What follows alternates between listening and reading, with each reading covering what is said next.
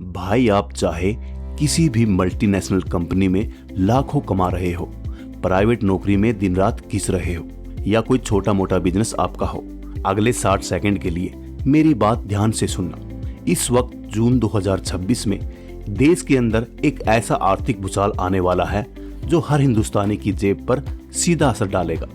लोग सोच रहे हैं कि 8वां वेतन आयोग सिर्फ और सिर्फ सरकारी कर्मचारियों के लिए है, लेकिन सच ये है भाई कि जब मार्केट में एक साथ अरबों रुपया आएगा तो प्राइवेट कंपनियों की सैलरी से लेकर बाजार में दूध सब्जी के दाम तक सब कुछ बदलने वाला है।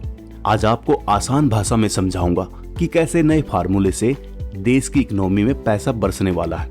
भाई वीडियो को अभी लाइक कर लो। स्वागत है आपका राजा पैसे वाला पर। चलिए सीधे मुद्दे पर आते हैं। अब कई लोग सोचेंगे कि राजा भाई मैं प्राइवेट नौकरी करता हूँ या मेरा छोटा मोटा बिजनेस है, मुझे इससे क्या फायदा होगा। तो भाई गणित सीधा है। जब देश के करोड़ों सरकारी कर्मचारियों और पेंशनर की सैलरी में बम्पर उछाल आएगा तो बाजार में डिमांड बढ़ेगी। लोग गाड़ियां खरीदेंगे, घर बनवाएंगे और शॉपिंग भी करेंगे। जब बाजार में पैसा घूमेगा तो प्राइवेट कंपनियों और दुकानदारों का मुनाफा भी बढ़ेगा और तभी प्राइवेट सेक्टर वालों की सैलरी और बोनस भी बढ़ेगा। इसलिए यह वीडियो हर उस इंसान के लिए है जो भारत में पैसा कमाता है या खर्च करता है। अब बात करते हैं इसके इतिहास की कि आखिर पे कमीशन का निर्माण होता क्यों है। इसके पीछे का सबसे बड़ा कारण है महंगाई। सरकार कभी भी अपनी मर्जी से पैसा नहीं बढ़ाती, बल्कि जब जब देश में महंगाई बढ़ती है तब तब सरकार को मजबूरी में सैलरी का बेस बढ़ाना पड़ता है। भाई जरा स्क्रीन पर इस महा टेबल को ध्यान से देखो। पहले से लेकर 8वें वेतन आयोग तक का पूरा इतिहास आपको स्क्रीन पर मिलेगा। दूसरे पे कमीशन में सैलरी 80 रुपए थी, चौथे में 750 हुई और 5वें में 2550 रुपए। आपने देखा कि जब तीसरे पे कमीशन के समय महंगाई रिकॉर्ड 16.9% थी तब सरकार को बड़ा उछाल देना पड़ा था, और आज 2026 में भी यही हो रहा है। 1 जनवरी 2026 तक महंगाई भत्ता यानी डीए 60% पार होना इस बात का सबूत है कि अब 8वें वेतन आयोग के तहत न्यूनतम सैलरी को 26,000 रुपए के पार ले जाना कानूनी मजबूरी बन चुकी है। अब बात करते हैं पिछले यानी 7वें वेतन आयोग की, जिसे 1 जनवरी 2016 से लागू किया गया था। 7वें पे कमीशन में सरकार ने 2.57 का फिटमेंट फैक्टर दिया था।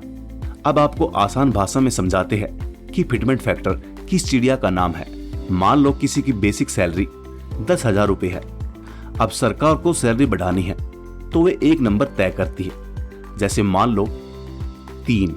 इस नंबर को ही फिटमेंट फैक्टर कहते हैं। जब पुरानी सैलरी को इस नंबर से गुना करेंगे तो नई सैलरी सीधे 30,000 रुपए हो जाएगी। 7वें पे कमीशन में यही नंबर 2.57 था, जिससे गुना होकर न्यूनतम बेसिक सैलरी 18,000 रुपए तय हुई थी। इस बार महंगाई को देखते हुए कर्मचारी यूनियन ने सीधे 3.68 के फिटमेंट फैक्टर की मांग कर रही है। तो भाई इस वक्त लेटेस्ट अपडेट क्या है। 8वें वेतन आयोग की कमेटी इस समय सुपरफास्ट मोड में देश भर का दौरा कर रही है।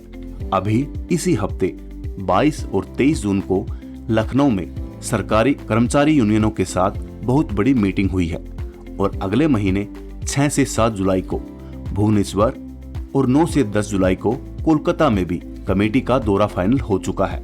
इस बैठक में यूनियनों ने एक नया मल्टी लेवल फिटमेंट फैक्टर का प्रस्ताव रखा है। इसका मतलब है कि जिम्मेदारी के हिसाब से अलग अलग पोस्ट के लिए अलग गुणा करने वाला नंबर होगा, जिससे कुछ श्रेणियों में वेतन 192% से लेकर 338% तक बढ़ सकता है। अगर यह मंजूर होता है तो न्यूनतम बेसिक सैलरी 18,000 से सीधे बढ़कर 26,000 से 32,000 के बीच पहुंच जाएगी।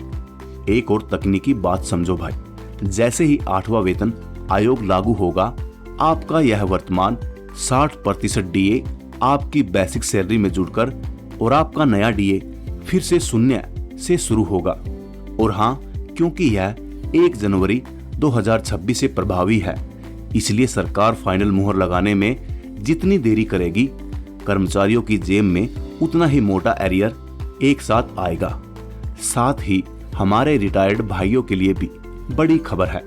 उनकी न्यूनतम पेंशन को आखिरी सैलरी का सीधे 67% करने और पेंशन कम्यूटेशन की अवधि को 15 साल से घटाकर 12 साल करने का प्रस्ताव टेबल पर भी रख दिया है। तो भाई 8वें वेतन आयोग का असर देश के हर छोटे बड़े इंसान पर पड़ने वाला है। आपको क्या लगता है, इस बढ़ती महंगाई को देखते हुए न्यूनतम सैलरी कितनी होनी चाहिए? अपनी राय नीचे कमेंट बॉक्स में जरूर लिखें। वीडियो को लाइक करें, अपने प्राइवेट और सरकारी नौकरी वाले सभी दोस्तों के साथ शेयर करें। आपके अपने भाई के चैनल राजा पैसे वाला को सब्सक्राइब करना मत भूलना। मिलते हैं अगली कड़क वीडियो में। जय हिंद।